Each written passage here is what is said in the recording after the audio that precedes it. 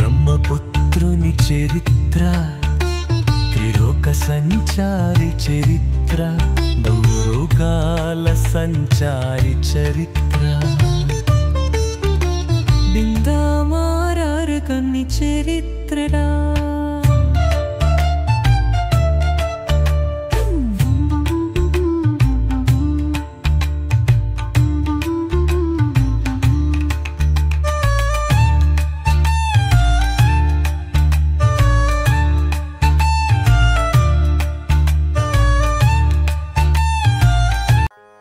అంటే మరణానికి ఇంకొంచెం దగ్గరగా వెళుతూ ఉన్నాడు జీవుడు.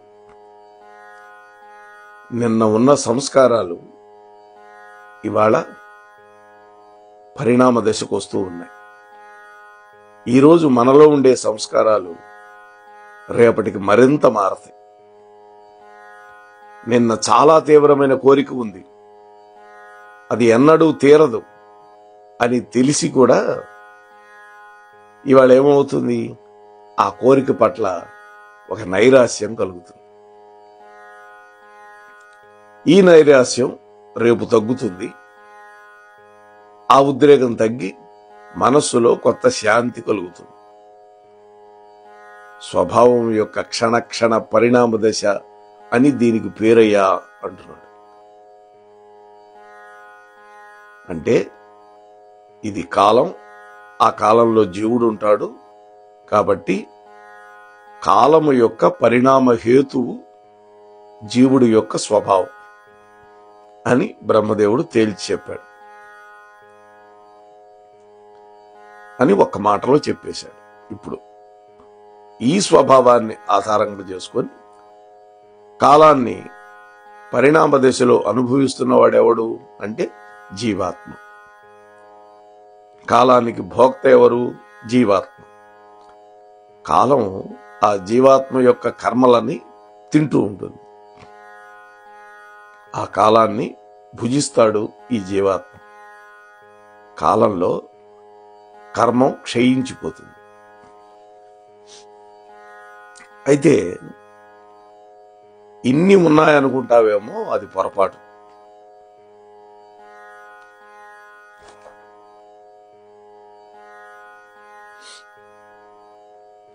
నాయన నారదా, ఈ కాలం, జీవులు, వాళ్ళ పూర్వజన్మ కర్మలు, సంస్కారాలు, వాళ్ళల్లో ఉండే స్వభావం, జన్మ, మృత్యువు, పంచభూతాలు, ఇవన్నీ ఒకే ఒక వస్తువు సుమ. దానిని శ్రీహరి అంటారు. ఒక్క పరమాత్మ వస్తువు ఇన్ని రూపాలుగా ఉన్నది. ఈ విషయం తెలుసుకో. ఒకే వస్తువు ఇన్ని వికారాలుగా ఉన్నదని నువ్వు అర్థం చేసుకో. ఆ వస్తువునే వాసుదేవుడు అంటారు. అయితే ఈ వాసుదేవుడికి ఒక లక్షణం ఉంది, అదే మాయా. ఆ మాయను ఆధారంగా చేసుకొని ఈ బ్రహ్మాండాన్ని సృష్టించి 14 భువన భాండాలుగా విభాగం చేశాడు. పరమాత్మ యొక్క కటి ప్రదేశం నుంచి పైభాగం అంతా కూడా ఊర్ధ్వలోకాలు, అవి 7. అలాగే పరమాత్మ యొక్క కటి ప్రదేశం నుంచి పాదాల వరకు ఉన్నవి అధోలోకాలు, ఇవి 7. ఆ పరమాత్మ బ్రహ్మాండానికి బయట ఉంటాడు, లోపల ఉంటాడు. అలాగే ప్రతి బ్రహ్మాండంలో దాని యొక్క కారణంలో, దాని యొక్క నాశనంలో, దాని యొక్క ఉత్పత్తిలో ఉంటాడు.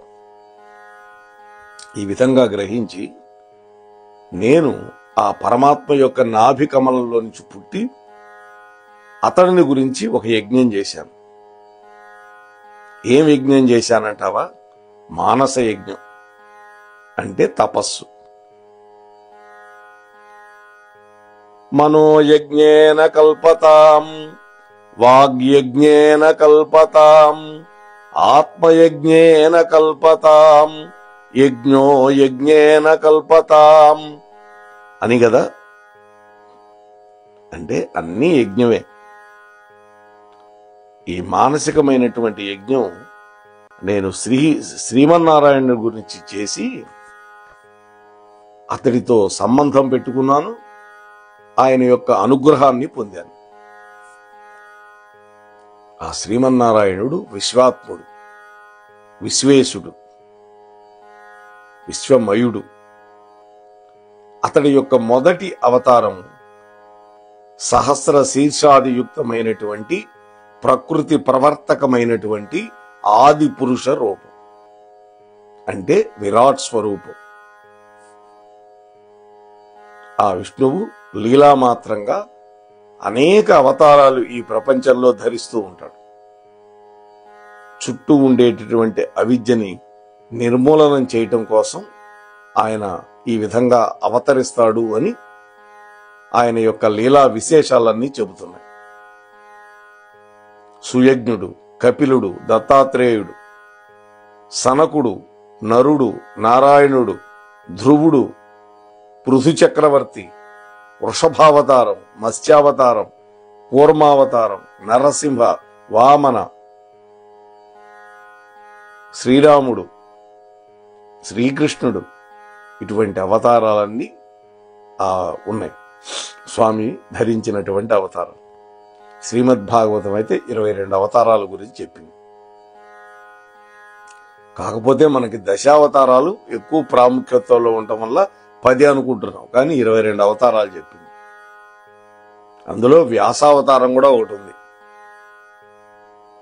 మనం ఈ దత్తుడి గురించి చెప్పుకున్నాం. 6వ అవతారం దత్తాత్రేయ చరిత్ర, దాదాపు 75-80 రోజులు చెప్పుకున్నాం, 80 ఎపిసోడ్లు.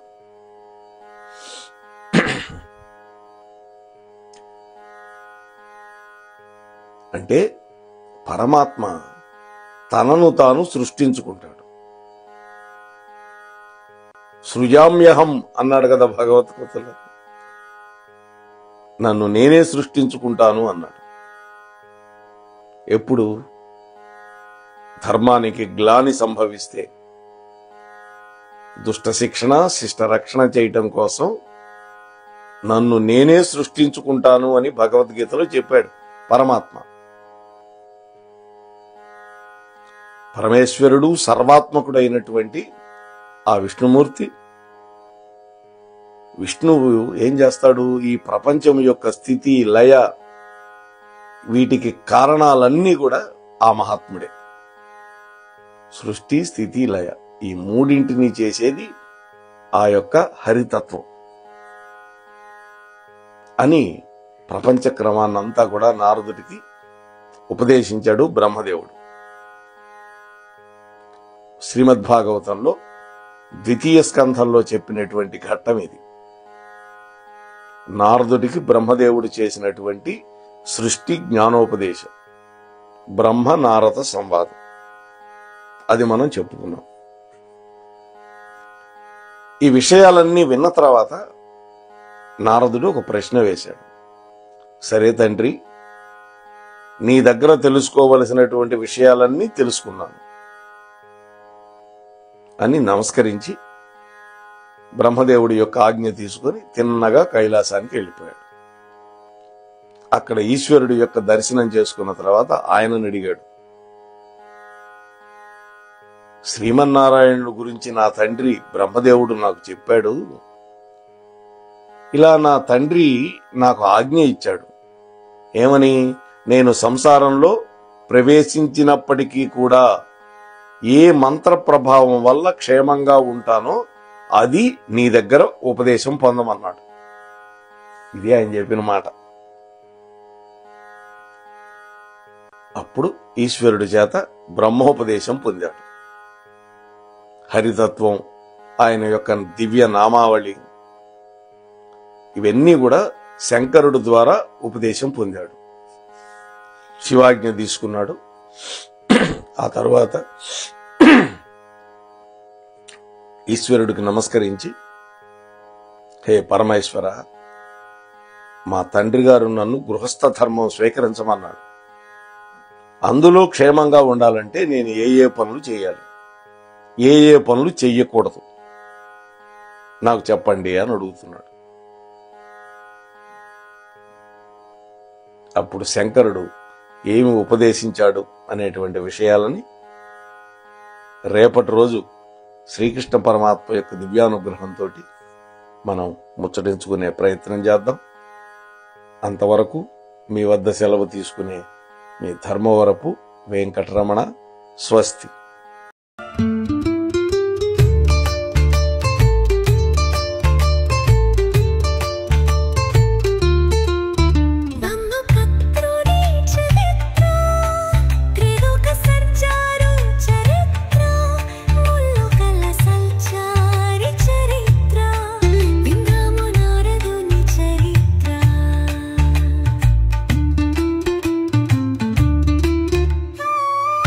వినండి, వినిపించండి, వింటూనే ఉండండి. మోహనవాణి తెలుగు పాడ్కాస్ట్ మీరు వింటున్నారు. మోహనవాణి. ఇంతవరకు మన ఛానల్కి ఎవరైనా సబ్స్క్రైబ్ చేసుకోకపోతే ఇప్పుడే ఈ క్షణమే సబ్స్క్రైబ్ చేసుకుని ఆ పక్క నుండి బెల్ బటన్ మ్రోగించి మమ్మల్ని ప్రోత్సహిస్తారని మనస్ఫూర్తిగా కోరుకుంటూ, సర్వేజన సుఖినో భవంతు, లోకా సమస్త సుఖినో భవంతు. ధన్యవాదాలు. స్వస్తి.